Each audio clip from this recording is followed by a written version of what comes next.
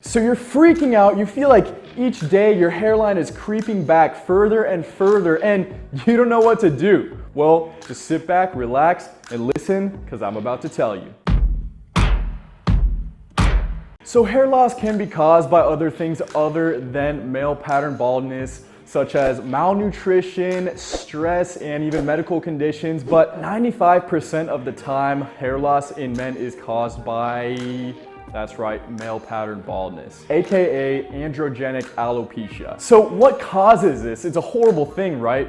Well, you can actually thank your parents for passing on those genes to you if you're one of the people experiencing this. What it is a sensitivity to the hormone called DHT, or dihydrotestosterone. And this is actually a derivative hormone from testosterone. So the more of that you have, the more DHT you have. The more sensitive you are to it, the more hair loss you will experience. What it does is it makes those hair follicles actually shrivel up and shrink and sometimes even fall out. Well, now you're probably wondering, well, how do I know if I'm having hair loss? How do I know if I have male pattern baldness?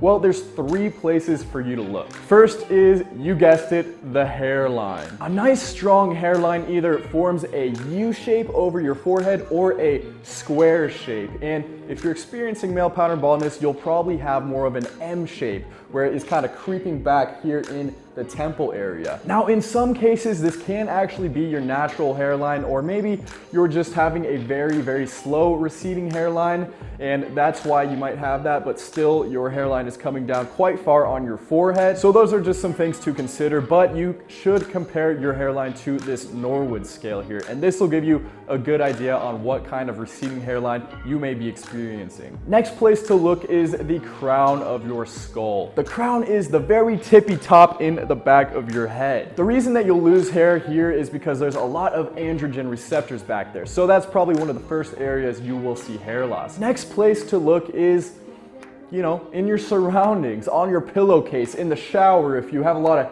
hair in your hand, you know, after washing your hair, or if there's a bunch of hairs on your pillowcase when you wake up in the morning. Now keep in mind that everyone naturally loses about 100 hairs per day regardless, so if you're seeing a lot more of this, an extensive amount of hair floating around, you know, your house, your apartment, whatever, then you might be experiencing some hair loss. Me, I concluded that I am experiencing a slow recession of my hairline. It's very strong in the back, it's very thick everywhere else, but I kind of have this slight recession in my temples. Some of you have actually mentioned it in videos, but I don't think it's very serious. Now I'm gonna tell you how I actually stopped it as soon as I noticed it, because I've basically had the same hairline since I was 18. First thing I did was started using topical treatment. It's a compound that you apply right to your skull, and what it does is stimulate growth of your hair follicles. Now, when I decided to make this video, I realized, you know what, this stuff is kind of expensive, so I reached out to a company to see if I could get them on board. So shout out to Keeps for being the sponsor of today's video. They are a subscription-based hair loss treatment company. It takes less than 5 minutes to sign up. You just answer a few questions and then submit some pictures of your hair, and then a licensed physician will review the photos, your answers, and then they will recommend a treatment for you. And then once you've signed up, each 3 months a package will show up at your door with your treatment. There's no waiting rooms, no pharmacy, and no embarrassment. Keeps offers generic versions of the only 2 FDA-approved hair loss treatment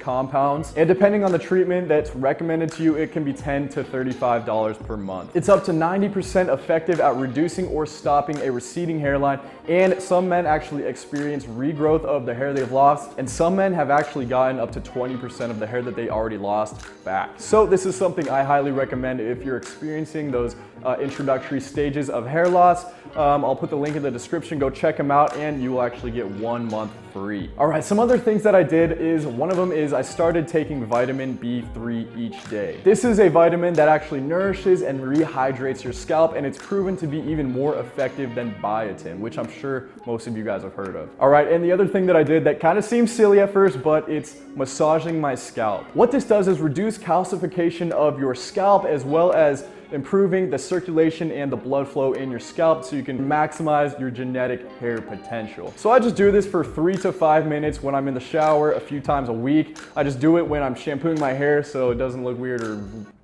freak anybody out. So these are the 3 main things that are gonna make a difference. Now, the main thing is you need to target your genes and your DHT. That's the thing that's gonna make a world of difference. Now, keep in mind, if you're experiencing more dramatic hair loss, then you might have to look into some other more dramatic options, such as a hair transplant. But if you're experiencing the introductory stages of a receding hairline or hair loss, and if you catch it early enough, start using these measures, then you can actually slow it down drastically. So that's it, guys. I hope you enjoyed the video. I hope you learned something. You're not out of luck, guys. There are things you can do. So try all these, and I hope things work out for you. If you haven't already, subscribe, turn post notifications on, and until next time, peace out.